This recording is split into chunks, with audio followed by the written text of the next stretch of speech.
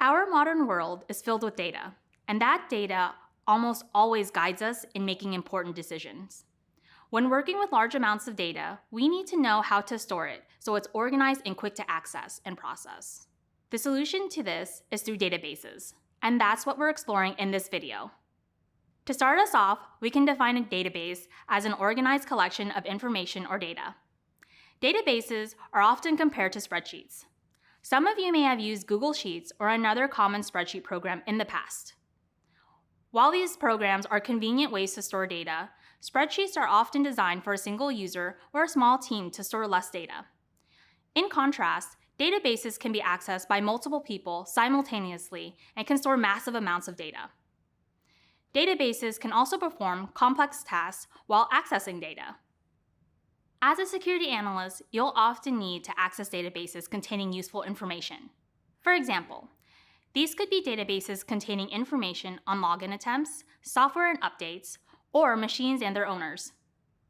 Now that we know how important databases are for us, let's talk about how they're organized and how we can interact with them.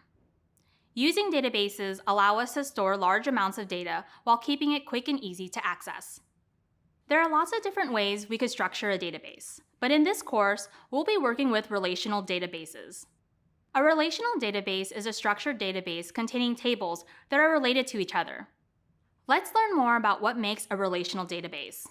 We'll start by examining an individual table in a larger database of organizational information. Each table contains fields of information. For example, in this table on employees, these would include fields like employee ID, device ID, and username. These are the columns of the tables. In addition, tables contain rows, also called records. Rows are filled with specific data related to the columns in the table. For example, our first row is a record for an employee whose ID is 1000 and who works in the marketing department. Relational databases often have multiple tables.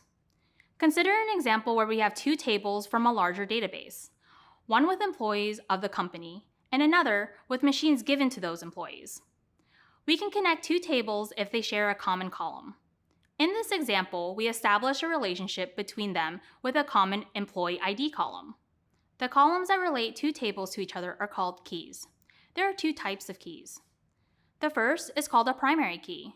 The primary key refers to a column where every row has a unique entry. The primary key must not have any duplicate values or any null or empty values. The primary key allows us to uniquely identify every row in our table. For the table of employees, employee ID is a primary key. Every employee ID is unique and there are no employee IDs that are duplicate or empty. The second type of key is a foreign key.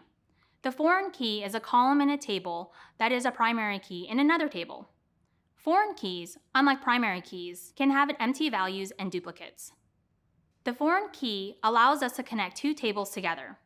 In our example, we can look at the employee ID column in the machines table.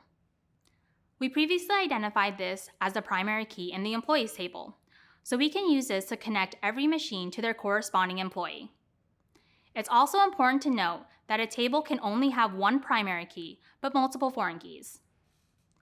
With this information, we're ready to move on to the basics of SQL, the language that lets us work with databases. Throughout this section, we'll gain hands-on experience working with the concepts we just covered.